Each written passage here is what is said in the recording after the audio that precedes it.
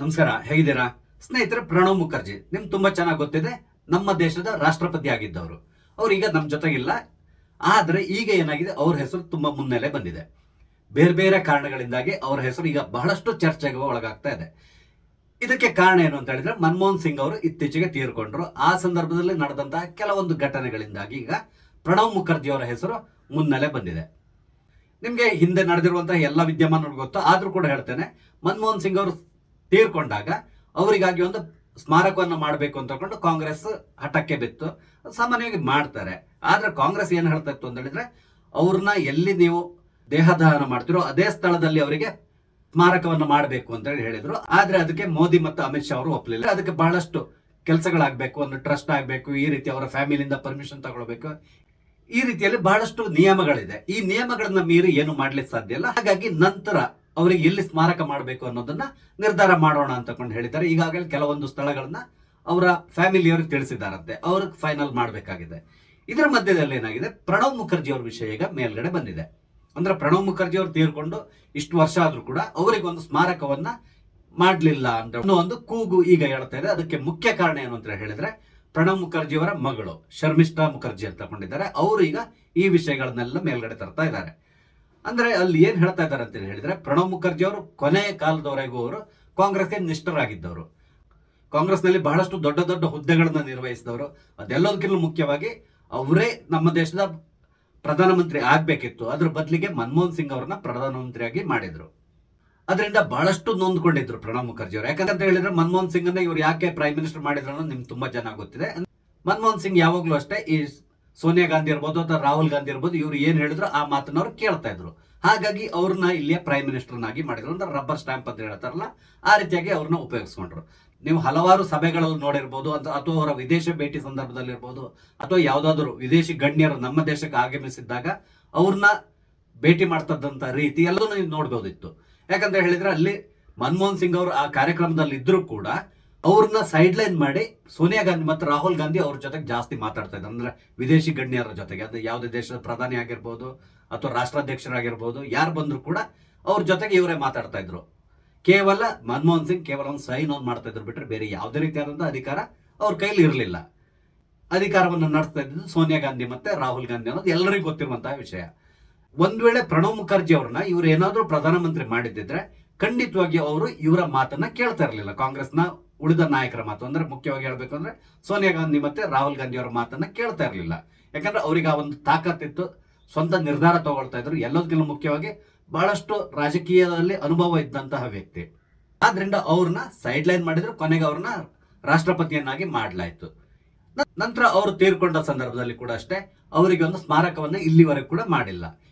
ಇದಕ್ಕೆ ಸಂಬಂಧಪಟ್ಟಂತೆ ಈಗ ಅವರ ಮಗಳಾದಂತಹ ಶರ್ಮಿಷ್ಠೆ ಅವರು ಮಾತಾಡಲಿ ಶುರು ಮಾಡಿದ್ದಾರೆ. ಅವ್ರು ಏನ್ ಹೇಳ್ತಾ ಇದ್ದಾರೆ ಅಂತ ಹೇಳಿದ್ರೆ, AICC ಕಚೇರಿಯಲ್ಲೂ ಕೂಡ ಒಂದು ಕಂಡೋಲೆನ್ಸ್ ಮೀಟಿಂಗ್ ಕೂಡ ಮಾಡಲಿಲ್ಲ. ಅಂದ್ರೆ ಅವರಿಗೆ ಒಂದು ಸಂತಾಪ ಸೂಚನೆ ಮಾಡಿ ಒಂದು ಮೀಟಿಂಗ್ ಅನ್ನ ಮಾಡೋದು, ಒಂದು ಸಭೆಯನ್ನು ನಡೆಸೋದು, ಈ ತರ ಕೆಲವೊಂದು ಶಿಷ್ಟಾಚಾರಗಳಿರ್ತವೆ. ಆದ್ರೆ ಅದನ್ನು ಕೂಡ ಅವ್ರು ಮಾಡ್ಲಿಲ್ಲ. ಯಾಕಂದ್ರೆ ಅವ್ರು ಕಾಂಗ್ರೆಸ್ಸಿಗರಾಗಿದ್ರು ಕೂಡ ಅವ್ರಿಗೆ ಆ ಒಂದು ಸಂತಾಪ ಸೂಚನಾ ಸಭೆಯನ್ನು ಮಾಡಲಿಲ್ಲ ಅಂತ ಕೊಂಡು ಶರ್ಮಿಷ್ಠೆ ಅವರು ಕೇಳಿದ್ರಂತೆ ಸೋನಿಯಾ ಗಾಂಧಿ ಅವರಿಗೆ. ಆಗ ಅವ್ರು ಹೇಳಿದ್ರಂತೆ, ಇಲ್ಲ, ಅವರು ರಾಷ್ಟ್ರಪತಿಗಳಾಗಿದ್ರು, ಹಾಗಾಗಿ ಅವರಿಗೆ ಕಂಡೋಲೆನ್ಸ್ ಕೊಡುವಂತಹ ಪದ್ಧತಿ ನಮ್ಮ ಪಕ್ಷದಲ್ಲಿಲ್ಲ, ಹಾಗಾಗಿ ನಾವು ಅದಕ್ಕೆ ಒಪ್ಪಿಗೆ ಕೊಡಲ್ಲ ಅಂತೇಳಿ ಹೇಳಿದ್ರಂತೆ. ಅದಕ್ಕೆ ಆ ಸಂದರ್ಭದಲ್ಲಿ ಇವರು ಸುಮ್ಮನೆ ಇದ್ರು. ಕೊನೆಗೆ ಅವರ ಡೈರಿಯನ್ನ, ಪ್ರಣವ್ ಮುಖರ್ಜಿ ಅವರ ಡೈರಿಯನ್ನು ನೋಡಿದಾಗ, ಈ ಹಿಂದೆ ನಾರಾಯಣನ್ ಅವರು ತೀರ್ಕೊಂಡಾಗ ಅವರಿಗೆ ಒಂದು ಸಂತಾಪ ಸಭೆಯನ್ನ ನಡೆಸಿರೋದು, ಅದರ ಒಕ್ಕಣೆ ಏನಿದೆ ಅದನ್ನ ಕೂಡ ಪ್ರಿಪೇರ್ ಮಾಡಿರೋ ಕೂಡ ಪ್ರಣವ್ ಮುಖರ್ಜಿ ಅವರಂತೆ. ಅದು ಆ ವಿಷಯ ಇವರಿಗೆ ಗೊತ್ತಾದಾಗ ಅದ್ರ ಬಗ್ಗೆ ಈಗ ಮಾತಾಡಲಿ ಶುರು ಮಾಡಿದ್ರು. ಅಂದ್ರೆ ಇಲ್ಲಿ ಪ್ರಣವ್ ಮುಖರ್ಜಿ ಅವ್ರನ್ನ ಬೇಕಂತೇಳಿ ಹೇಳಿನೇ ಇವರು ಸೈಡ್ ಲೈನ್ ಮಾಡಿದ್ರು. ಅವರಿಗೆ ಸಿಗುವಂತ ಗೌರವವನ್ನ ಕಾಂಗ್ರೆಸ್ನವ್ರು ಕೊಟ್ಟಿಲ್ಲ ಅಥವಾ ಸೋನಿಯಾ ಗಾಂಧಿ ಅವ್ರು ಕೊಟ್ಟಿಲ್ಲ ಅಂತ ಹೇಳ್ಕೊಂಡು ಈಗ ಮಾತಾಡ್ಲಿ ಶುರು ಮಾಡಿದ್ದಾರೆ. ಹಾಗಾಗಿ ಈಗ ಏನಾಗಿದೆ ಅಂದ್ರೆ, ಪ್ರಣವ್ ಮುಖರ್ಜಿ ಮತ್ತೆ ಮನಮೋಹನ್ ಸಿಂಗ್ ಇವರ ವಿಷಯ ಈಗ ರಾಜಕೀಯ ವಸ್ತುವಾಗಿ ಬಳಕೆ ಆಗ್ತಾ ಇದೆ. ಅಂದ್ರೆ ಇಲ್ಲಿ ಏನಾಗಿದೆ ಅಂತ ಹೇಳಿದ್ರೆ, ಕಾಂಗ್ರೆಸ್ನವ್ರು ಏನ್ ಹೇಳ್ತಾ ಇದ್ದಾರೆ ಅಂತ ಹೇಳಿದ್ರೆ, ಮನಮೋಹನ್ ಸಿಂಗ್ ಅವರಿಗೆ ಸ್ಮಾರಕವನ್ನ ಮಾಡ್ಲಿಕ್ಕೆ ಸರಿಯಾದ ಜಾಗವನ್ನ ಇಲ್ಲಿವರೆಗೂ ಸರ್ಕಾರ ಕೊಟ್ಟಿಲ್ಲ, ಈ ಮುಖಾಂತರ ಸಿಖ್ ಪ್ರಧಾನಿಗೆ ಅವಮಾನ ಮಾಡ್ತಾ ಇದ್ದಾರೆ ಅಂತ ಹೇಳ್ತಾ ಇದ್ದಾರೆ. ಇದರ ಹಿಂದಿನ ಉದ್ದೇಶ ಬೇರೆ ಏನು ಇಲ್ಲ. ದೆಹಲಿ ಚುನಾವಣೆಯಲ್ಲಿ ಸಿಖ್ ಮತದಾರರು ಒಂದ್ ಸ್ವಲ್ಪ ನಿರ್ಣಾಯಕರಂತಲೇ ಹೇಳ್ಬೋದು. ಇವರ ಮತವನ್ನ ಸೆಳೆಯಲಿಕ್ಕೆ ಈಗ ಮನಮೋಹನ್ ಸಿಂಗ್ ಹೆಸರನ್ನ ಇವರು ಉಪಯೋಗಿಸ್ಕೊಂತ ಇದ್ದಾರೆ. ನೋಡಿ, ನಡೆದೀಗ ಫೆಬ್ರವರಿ ನಂತರ ಇದೆಯಲ್ಲ, ಈ ಚುನಾವಣೆ ಮುಗ್ದ ಮೇಲೆ ಖಂಡಿತವಾಗಿ ಕಾಂಗ್ರೆಸ್ ಈ ವಿಷಯನ ಮಾತಾಡ್ಲಿಕ್ಕೆ ಹೋಗಲ್ಲ, ಅಲ್ಲಿಗೆ ಬಿಟ್ಟು ಬಿಡ್ತಾರೆ. ಯಾಕಂದ್ರೆ ಇವರಿಗೆ ಬೇಕಿರೋದು ಕೇವಲ ಚುನಾವಣೆಯಲ್ಲಿ ನಮ್ಗೆ ಎಷ್ಟು ಮತ ಸಿಗುತ್ತೆ ಅಷ್ಟು ಮಾತ್ರ ಇವರ ಯೋಚನೆ ಆಗಿದೆ ಹೊರತು ಅವರಿಗೆ ಸ್ಮಾರಕ ಮಾಡೋದು ಇನ್ನೊಂದು ಮಾಡೋದು ಗೌರವ ಸೂಚಿಸೋದು ಇದು ಯಾವುದು ಇಲ್ವೇ ಇಲ್ಲ. ಯಾಕಂದ್ರೆ ಕಾಂಗ್ರೆಸ್ ಸಂಸ್ಕೃತಿ ಅದಲ್ಲ. ಅಲ್ಲಿ ಏನಿದ್ರು ಈ ಗಾಂಧಿ ಫ್ಯಾಮಿಲಿಯವರಿಗೆ ಮಾತ್ರ ಅವ್ರು ಇಂಪಾರ್ಟೆನ್ಸ್ ಕೊಡ್ತಾರೆ ಹೊರತು ಬೇರೆ ಯಾರಿಗೂ ಅವ್ರು ಇಂಪಾರ್ಟೆನ್ಸ್ ಕೊಡಲ್ಲ. ಅದನ್ನ ಯಾರು ಎಕ್ಸ್ಪೆಕ್ಟ್ ಮಾಡ್ಲಿಕ್ಕೆ ಕೂಡ ಸಾಧ್ಯ ಇಲ್ಲ. ನಂತರ ಈಗ ಪ್ರಣವ್ ಮುಖರ್ಜಿ ಅವ್ರ ಬಗ್ಗೆ ಬರೋದಾದ್ರೆ ಬಿಜೆಪಿ ಅವರು ಏನ್ ಮಾಡ್ತಾ ಇದ್ದಾರೆ ಅಂತ ಹೇಳಿದ್ರೆ, ಈಗ ಪ್ರಣವ್ ಮುಖರ್ಜಿ ಅವರಿಗೆ ಒಂದು ಸ್ಮಾರಕವನ್ನ ನಿರ್ಮಾಣ ಮಾಡ್ಲಿಕ್ಕೆ ಜಾಗವನ್ನು ಗುರುತಿಸ್ತಾ ಇದ್ದೇವೆ ಅಂತ ಹೇಳಿದ್ದಾರೆ. ಅಂದ್ರೆ ಈ ಮೂಲಕ ಪ್ರಣವ್ ಮುಖರ್ಜಿ ಅವರ ವಿಷಯವನ್ನ ಇವರು ಮುಖ್ಯವಾಗಿ ತಗೊಂಡು ಆ ಮುಖಾಂತರ ಅವರಿಗೇನು ನಾವು ಗೌರವ ಸಲ್ಲಿಸ್ತಾ ಇದ್ದೇವೆ ಅಂತ ಹೇಳಿ ಆ ಮುಖಾಂತರ ಇವರು ಜನರ ಮನಸ್ಸನ್ನ ಗೆಲ್ಲಲಿಕ್ಕೆ ಪ್ರಯತ್ನ ಪಡ್ತಾ ಇದ್ದಾರೆ. ಅಂದ್ರೆ ಪ್ರಣವ್ ಮುಖರ್ಜಿ ಅವರಿಗೆ ಇಲ್ಲಿವರೆಗೆ ಸಿಗದೇ ಇರುವಂತಹ ಮರ್ಯಾದೆ ಈಗ ಸಿಗ್ತಾ ಇದೆ. ಅದಕ್ಕೆ ಮುಖ್ಯ ಕಾರಣ ರಾಜಕೀಯ ಅಷ್ಟೇ, ಬೇರೆ ಇನ್ನೇನು ಇಲ್ಲ. ಒಟ್ಟಾರೆಯಾಗಿ ಏನೇ ಆಗಿರಲಿ ಓರ್ವ ಹಿರಿಯ ನಾಯಕ, ಎಲ್ಲದಕ್ಕಿಂತ ಮುಖ್ಯವಾಗಿ ಅತ್ಯಂತ ಚಾಣಾಕ್ಷ ರಾಜಕಾರಣಿ ಕೂಡ ಹೌದು ಇವರು ಪ್ರಣವ್ ಮುಖರ್ಜಿ ಅವರು.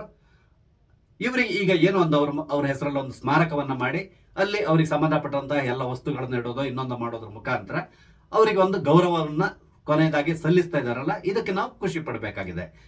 ಅದೇ ರೀತಿಯಲ್ಲಿ ಅವರ ಮಗಳಿಗೂ ಕೂಡ ಅಷ್ಟೇ ಅಥವಾ ಅವರ ಫ್ಯಾಮಿಲಿಯವರಿಗೂ ಕೂಡ ಅಷ್ಟೇ ಕೊನೆಗೂ ಪ್ರಣವ್ ಮುಖರ್ಜಿ ಅವರ ಹೆಸರಲ್ಲಿ ಒಂದು ಸ್ಮಾರಕ ನಿರ್ಮಾಣ ಆಗ್ತಾ ಇದೆಯಲ್ಲ, ಅದಕ್ಕಾಗಿ ಅವರು ಸ್ವಲ್ಪ ಸಮಾಧಾನವನ್ನು ಹೊಂದಬಹುದು ಅನಿಸ್ತದೆ. ಯಾಕಂದ್ರೆ ಇಲ್ಲಿವರೆಗೆ ಅವ್ರು ಸಿಗುವಂತಹ ಗೌರವ ಸಿಕ್ಕಿಲ್ಲ ಅಂತ ಕೂಡ ಈಗ ಮಾತಾಡ್ತಾ ಇದ್ರು ಇವರು.